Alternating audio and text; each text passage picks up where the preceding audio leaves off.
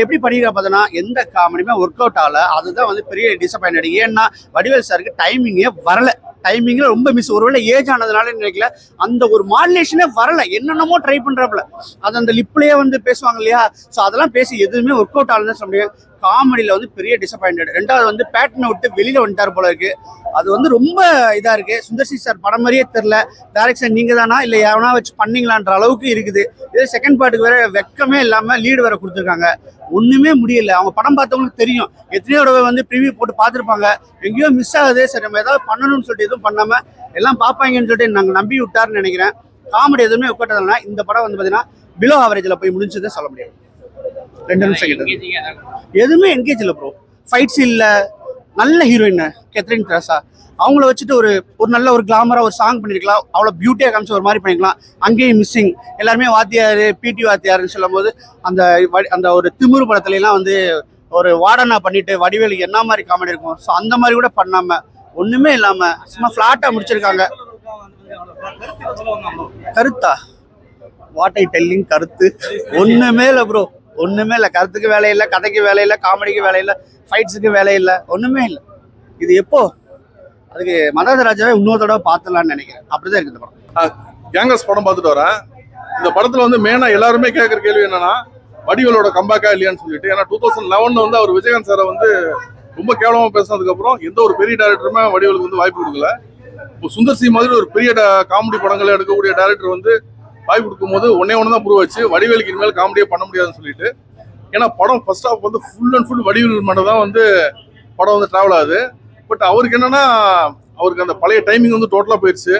அது கேப்னால போச்சா இல்லை வயசானனால போச்சான்னு தெரியல. அவர் பண்ற காமெடி எல்லாம் நம்மளுக்கு சிரிப்பே பண்ண முடியல. ஒரு டக்குன்னு இப்படி திரும்பணும்னா அது ஒரு வேற ஒரு டைமிங்ல திரும்புறாரு. டைமிங் எல்லாம் டோட்டலா மிஸ் ஆச்சு. அதே மாதிரி ரைட்டிங்ல கூட பாத்தீங்கன்னா நிறைய பழைய சுந்தர்சி படங்கள்ல சுந்தர்சி வடிவேல் படங்கள் தலைநகர் அந்த மாதிரி அங்க பண்ண காமெடி அந்த மாதிரி பழைய ஹிட்டான தமிழ் சினிமா காமெடிஸ்ல உள்ள சின்ன சின்ன விஷயங்கள் வந்து நடுவில் அங்க வரும்போது நம்மளுக்கு வந்து புதுசா சிரிப்பு வரல. அதுலயும் வடிவேல் பர்ஃபார்மன்ஸ் ரொம்ப வருஷம் இருக்கனால சுத்தமா சிரிப்பு வரல.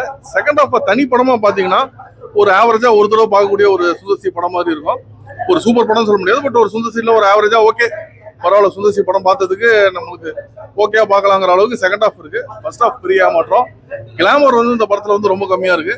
யூஸ்வலா சுந்தர்சில பயங்கரமா கிளாமர் வச்சிருப்பாங்க. கேத்ரின் தெரசா வச்சு ஒரே ஒரு சாங் வந்து கிளாமரா பண்ணியிருக்காங்க. மற்றபடி கிளாமர் பெருசா இல்லை. அதே மாதிரி எண்டு ரோலிங் டேட்லயும் சாங் இந்த படத்துல வந்து வைக்கல.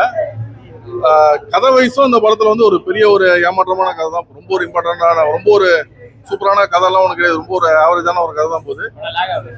First half total first half சுத்தமாக உட்காந்து பார்க்க முடியல. செகண்ட் ஹாஃப் வரைக்கும் ஒரு ஆவரேஜான ஒரு படம் பார்த்து ஃபீல் கொடுக்குது. ஃபர்ஸ்ட் ஹாஃப் வந்து ஒரு பொண்ணு காணாம போயிடுவா, அவளுக்கு என்ன ஆச்சுங்கிறது கண்டுபிடிக்கிற மாதிரி போகும்.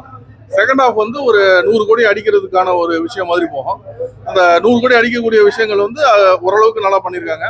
வடிவேலுக்கு ஏகப்பட்ட கெட்டப் செகண்ட் ஹாஃப்ல வந்து போட்டிருக்காங்க. லேடி கெட்டப்பு, ஒரு வயசான ஆளு கெட்டப்பு, அந்த மாதிரி ஏகப்பட்ட ஒரு சீக்வன்ஸுக்கு வேற வேற கெட்டப்ல வந்து வடிவேல் வர அளவுக்கு அத்தனை கெட்டப்ஸ் வந்து கொடுத்துருக்காங்க. ஃபேமிலி ஆடியன்ஸ் பாக்குற மாதிரி தான் இருக்கு. படத்துல சுந்தர்சினாலே ஒரு அடல்ட் காமெடி வந்து லைட்டா இருக்கும், பட் ஓவர் வல்கரா இருக்குது. அதே மாதிரி இந்த படத்துல அடல்ட் காமெடி லைட்டா இருக்கு, ஓவர் வல்கரா இல்ல. ஃபேமிலி ஆடியன்ஸால கண்டிப்பா பார்க்க முடியும். பட் எந்த ஒரு ஆடியன்ஸாலுமே ஃபர்ஸ்ட் ஹாஃப் உட்காந்து பார்க்க முடியாது. செகண்ட் ஹாஃப் ஆவரேஜா இருக்கு.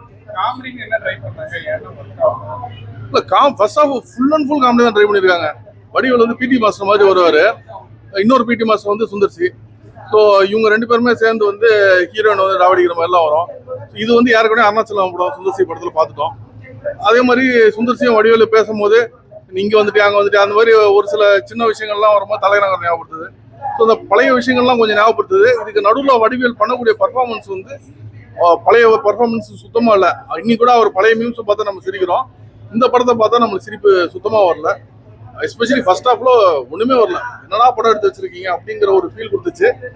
மெயினா வந்து சுந்தர்சி டைரக்டருக்கு படம் இப்படி இருக்குமா அப்படின்னு. ஏன்னா ஒரு கதை வச்சுட்டு அவர் ஒரு காமெடி வச்சுட்டு போவாரு.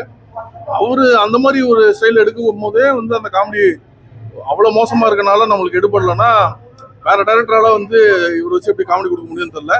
செகண்ட் ஹாஃப்ல ஃபுல்லா அந்த கேங் வச்சு நிறைய காமெடியன்ஸ் காம்பினேஷன்ல கொடுத்து அவர் சுந்தர்சி ஸ்டைல பண்ணும்போது ஒரு சில காமெடிஸ் ஒர்க் அவுட் ஆச்சு.